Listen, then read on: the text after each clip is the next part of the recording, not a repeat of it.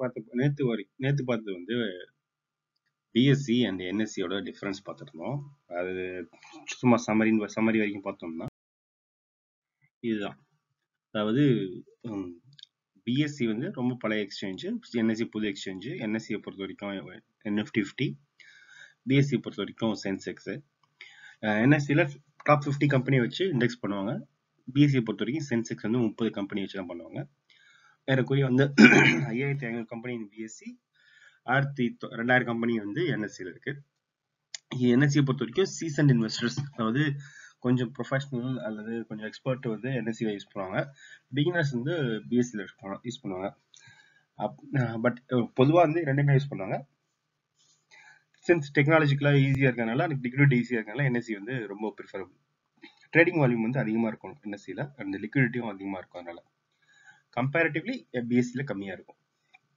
இதுதான் வந்து நேற்று பார்த்த பிஎஸ்சி என்எஸ்சியோட டிஃபரன்ஸு. இது பிஎஸ்சியோ என்எஸ்சியோ இதெல்லாம் வந்து எதுக்காக யூஸ் பண்றோம்? இன்வெஸ்ட்மெண்ட்டுக்காக தான் யூஸ் பண்றோம். இன்வெஸ்ட்மெண்ட்ன்றது பொதுவாக பார்த்தீங்கன்னா ஒரு 13 டைப் ஆஃப் இன்வெஸ்ட்மெண்ட் இருக்கு. அது பார்த்தீங்கன்னா stocks, bond, mutual fund, ETF, real estate, money மார்க்கெட்னா அது கரன்சி, ஃபாரெக்ஸ் ட்ரேடிங், அப்புறம் வந்து இன்சூரன்ஸு, ஆப்ஷன்ஸ், ஃபியூச்சர்ஸ், கரன்சி, அப்புறம் வந்து precious metal like gold, silver, இந்த மாதிரி ஐட்டங்கள். அதுக்கப்புறம் வந்து இன்சூரன்ஸு, இந்த மாதிரி ஐட்டங்கள். அப்புறம் வந்து ஐபிஓ அல்லது டைரக்டா வந்து பார்ட்னர்ஷிப்ல வருது. இந்த மாதிரி மொத்தமா 13 டைப் ஆஃப் இன்வெஸ்ட்மெண்ட்ஸ் உண்டு. இதுல ஸ்டாக் மார்க்கெட்ல என்ன பண்ணுவாங்கன்னா, இதுல 10 டைப் ஆஃப் இன்வெஸ்ட்மெண்ட்ஸ் ஆல்ரெடி நீங்க ஸ்டாக் மார்க்கெட்லயே பண்ண முடியும். மிச்சம் 3, அதாவது real estate, banking, guarantee insurance, இந்த மாதிரி பேங்கிங் ஸ்கீம்ஸ், அப்புறம் வேரியபிள் இன்சூரன்ஸ் திங், இதெல்லாம் வந்து டைரக்டா இங்கே பண்ண முடியாது. பட் அது மூலமா வந்தாலும் அது இங்கே தான் வந்து சேரும். ஆக்சுவலா ஸ்டாக் மார்க்கெட்லாம் வந்து சேரும் ஆக்சுவலா. ஸோ இதுதான் மெயின். மொத்தமா 13 இன்வெஸ்ட்மெண்ட். 13ல 10 வந்து நீங்களே டைரக்டா ஓரளவு ஃபினான்ஷியல் நாலேஜ் டைரக்டா பண்ண முடியும். மிச்சம் 3 வந்து த்ரூ பேங்கிங் மூலமா பண்ண முடியும். த்ரூ ரியல் எஸ்டேட், நீங்க ரியல் எஸ்டேட் உங்களுக்கே தெரியும், நிலம் வாங்குறது விற்கிறது, அந்த மாதிரி இதுவும் பண்ண முடியும். ஸோ இதுதான் வந்து மெயின் ஆக்சுவலா. இதுல நம்ம பார்க்க போறது ஒரே ஒரு இது ஸ்டாக்ஸ்ன்றது என்னது? நம்ம இந்த ஸ்டாக் ஒரு கம்பெனியில ஷேரை விற்கிறாங்க, வாங்குறாங்க, இதுதான் வந்து ஸ்டாக்னு சொல்லுவாங்க. இந்த வாங்குறது விற்கிறதுல 2 மார்க்கெட் உண்டு. இது ஸ்டாக்ஸ் வந்து செக்யூரிட்டி மார்க்கெட் சொல்லலாம். இதுல பாத்தீங்கன்னா பிரைமரி அண்ட் செகண்டரி மார்க்கெட்னு ஒன்று உண்டு. பிரைமரி மார்க்கெட்னா என்ன? பிரைமரி மார்க்கெட் ஒரு கம்பெனி இருக்கும். அந்த கம்பெனி வந்து ஒரு ஷேர்ஸ் வந்து செல் பண்ணும். யாருக்கு செல் பண்ணும்? டைரக்டா இன்வெஸ்டருக்கு. சம்டைம்ஸ் வந்து இன்ஸ்டிடியூஷனல் இன்வெஸ்டர் சொல்லுவாங்க. பெரிய பெரிய இன்ஸ்டிடியூஷன்ஸ் இருக்கு இல்லைங்களா, அந்த இன்ஸ்டிடியூஷன்ஸ் அல்ல ஃபாரின் இன்ஸ்டிடியூஷன்ஸ் வந்து வாங்கிடும், அல்லது ஐபிஓ மூலமா வந்து கொடுப்பாங்க. ஐபிஓனா இனிஷியல் பப்ளிக் ஃபண்ட் ஆஃபர் சொல்லுவாங்க. ஒரு கம்பெனி கொஞ்சம் ஷேர் எடுத்து அதை சின்ன சின்ன வேல்யூவா பிரிச்சு பப்ளிக் கொடுக்குறாங்க, அது வந்து ஐபிஓ. அதே கம்பெனி வந்து ஒரு சில லாட்ல ஷேர் பிரிக்கிறாங்கன்னு வச்சுங்களேன். ஃபார் எக்ஸாம்பிள் எஸ்பிஐ வந்து கொஞ்சம் வாங்கிடுவாங்க. எஸ்பிஐ வந்து எனக்கு இவ்வளவு வேணுன்ற மாதிரி அலாட் பண்ணிடுவாங்க. ஐசிஐசிஐ அலாட் பண்ணுவாங்க. ஸோ இந்த மாதிரி இன்ஸ்டிடியூஷன் பெரிய பெரிய கார்பரேட் இருக்காங்களா, அவங்க வாங்குறது இன்ஸ்டிடியூஷன் சொல்லுவாங்க. ஸோ அவங்களுக்கு தனியாக அலாட் பண்ணுவாங்க. அதுக்கு இல்லாம பப்ளிக்கு தனியாக அனௌன்ஸ் பண்ணுவாங்க. அதுதான் இனிஷியல் பப்ளிக் ஆஃபர், ஐபிஓ சொல்லுவாங்க. ஸோ அது மூலமா வாங்குறது, டைரக்டா கம்பெனிலேருந்து வாங்குறது பிரைமரி மார்க்கெட். செகண்டரி மார்க்கெட்னா என்ன?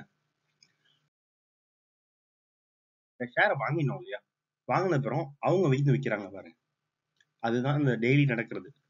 இப்போ ஸ்டாக் மார்க்கெட்ல ஒரு கம்பெனியோட எக்ஸாம்பிள் ஐடிசி வச்சுங்களேன், ஐடிசியோட ஷேர் வாங்குறாங்க விற்கிறாங்கன்னு வச்சுங்களேன்.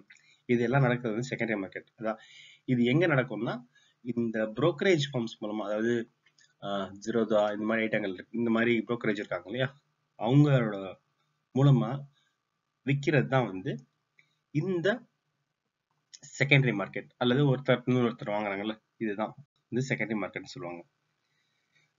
அதுல எப்படி வாங்கலாம்னு பாத்தீங்கன்னா, இந்த புரோக்கர்ஸ் மூலமா தான் வாங்க முடியும். புரோக்கர்ஸ்னா ஒண்ணும் கிடையாது, நீங்க உங்களுக்கு நல்லாவே தெரியும், ஜீரோதா, பேடிஎம் அல்லது ஐசிஐசிஐ, மோத்திலால் ஒஸ்வால், ஏஞ்சல் ஒன்னு, குரோ, இந்த மாதிரி நிறைய பிளாட்ஃபார்ம் இருக்கு இல்லையா, இவங்க எல்லாமே புரோக்கர்னு தான் சொல்லுவாங்க. இதுல மெயினான ஆள் பாத்தீங்கன்னா ஜீரோதா தான். அவங்க தான் வந்து நிறைய கஸ்டமர்ஸ் வச்சிருக்காங்க. ICICI next. அப்புறம் வந்து பாத்தீங்கன்னா இந்த கிராஃப்ல காமிச்ச மாதிரி தான். இந்த கிராஃப்ல காமிச்ச மாதிரி ஃபர்ஸ்ட் ஜீரோதா, ஐசிஐசி, அடுத்து மோத்திலால், அப்புறம் ஏஞ்சல் ஒன், இந்த மாதிரி தான் வந்து வந்துட்டு இருக்கு ஆக்சுவலா. இதுதான் அவங்களோட market capital as of financial year 23. இவங்கெல்லாம் வந்து கண்ட்ரோல் பண்றது யாரு? செபி. இந்த செபியை பத்தி நேற்று பார்த்துட்டோம். செபியை பொறுத்த வரைக்கும் எல்லா இந்த ஸ்டாக் ரிலேட்டட் திங்ஸையும் அல்லது புரோக்கர்ஸ் இவங்கெல்லாம் இப்படிதான் பண்ணணும், இதெல்லாம் வந்து வழிமுறைகள், வழிகாட்டுதல் செய்யறது தான் வந்து செபி சொல்லுவாங்க. ஸோ இதை வந்து டிரான்ஸ்பரண்ட் ஃபங்க்ஷன் வந்து வைக்கிறது தான் வந்து செபியோட கண்ட்ரோல். நெக்ஸ்ட், யார் ஸ்டாக் புரோக்கர்ன்றது? இப்போ சொன்னேன் இல்லைங்களா, இந்த ஸ்டாக் புரோக்கர் சொன்னோம், இவங்க தான் வந்து ஸ்டாக் புரோக்கர்ஸ். இவங்க எல்லாமே ஸ்டாக் புரோக்கர் தான். இவங்க எப்படி ஆப்ரேட் பண்ணுவாங்கன்னா, ஒரு டிமேட்டை வச்சுக்கிட்டு டிமேட் அக்கௌண்ட் வந்து ஓபன் பண்ணுவாங்க. அதாவது ஒரு கஸ்டமருக்கு ஒரு பேங்க் அக்கௌண்ட் இருக்க மாதிரி ஜீரோதால ஒரு அக்கௌண்ட் ஓப்பன் பண்ணுவாங்க. அல்லது ஐசிஐசி இருந்துச்சுன்னா ஐசிஐசில இருந்து டிமேட் அக்கௌண்ட் ஓப்பன் பண்ணுவாங்க. ஸோ ஹெச்டிஎஃப்சி இருந்துச்சுன்னா ஹெச்டிஎஃப்சி சேவிங்ஸ் அக்கௌண்ட், அது இல்லாமல் டிமேட் அக்கௌண்ட் ஓப்பன் பண்ணுவாங்க. இது எதுக்காக டிமேட் அக்கௌண்ட் ஓப்பன் பண்ணுவாங்க? ஒரு டிமேட்னா டிமெட்டீரியலைஸ்டு அக்கௌண்ட், வேற எதுவும் கிடையாது. இந்த அக்கௌண்ட் ஓபன் பண்றதுனால தான் உங்களால் ட்ரேட் பண்ண முடியும், அல்லது ஒரு ஷேரை வாங்கவோ விற்கவோ முடியும், அல்லது வாட் எவர் இந்த ஷேர் மார்க்கெட்ல நீங்க பண்றது எல்லாமே ஒரு டிமேட் அக்கௌண்ட் இருந்தா தான் ஓபன் பண்ண முடியும். எக்ஸாம்பிளுக்கு நம்ம சேவிங்ஸ்ல இருக்க பணம் வந்து நம்ம அக்கௌண்ட்ல இருந்து எப்ப வேணா எடுத்து எதுக்காக யூஸ் பண்ண மாதிரி, இது வந்து ஷேர் மார்க்கெட்டுக்காக இருக்கிற ஒரு அக்கௌண்ட். அந்த அக்கௌண்ட்டுக்கு எடுத்து நீங்க பாண்ட்ஸ் வாங்கலாம், இல்ல இடிஎஃப் வாங்கலாம், இல்ல கமாடிட்டில பண்ணலாம், இந்த மாதிரி எதுவா இருந்தாலும் பண்ண முடியும். ஸோ இதுதான் வந்து டிமேட் அக்கௌண்ட்ன்றது. அது எந்த மாதிரி வந்து நீங்க வந்து ட்ரேடிங் பண்ணலாம்னா, இந்த ஸ்டாக் புரோக்கர்லாம் இருக்காங்க, இந்த ஸ்டாக் புரோக்கர்ஸ், அதாவது ஜீரோதாவோ அல்லது what ever it is, Motilal Oswal, இந்த மாதிரி ஸ்டாக் புரோக்கர் வந்து எந்த மாதிரி சர்வீஸ் கொடுப்பாங்கன்னா, ஒன்று வந்து வெப் ட்ரேடிங் அப்ளிகேஷன்ஸ். சில பேர் வந்து வெப்சைட்லேயே வந்து கொடுத்துட்டு இருப்பாங்க. சில பேர் வந்து டெர்மினல் சாஃப்ட்வேர், அவங்களுக்கு ஒரு பிரத்யேக சாஃப்ட்வேர் யூஸ் பண்ணியிருப்பாங்க. இது அல்லது மொபைல் பேஸ்ட் ஆப்ஸ், இது எல்லாமே ஒன்று தான். Different system. ஒரு கம்ப்யூட்டர் வச்சுக்கோங்க, கம்ப்யூட்டர்ல பண்ணலாம், இல்ல அவங்களுக்கு தனியான ஒரு சாஃப்ட்வேர் வச்சுக்கலாம், அல்லது நீங்க மொபைல்ல ஆப் மூலமா டெவலப் பண்ணி கூட வச்சுக்கலாம். இது எல்லாமே வந்து அந்த ஸ்டாக் மார்க்கெட் என்எஸ்சி கூட லிங்க் ஆயிருக்கும்.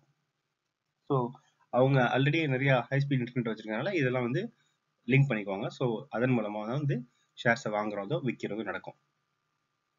அதுக்கப்புறம் பாத்தீங்கன்னா, சொன்னா இல்லைங்களா டிமேட் அக்கௌண்ட், இந்த பேங்க்ல இருந்து உங்க சேவிங்ஸ் அக்கௌண்ட், அது இல்லாம ஒரு டிமேட் அக்கௌண்ட். இந்த டிமேட் அக்கௌண்ட் வச்சிருந்தா தான் உங்களால ட்ரேடிங் பண்ண முடியும்.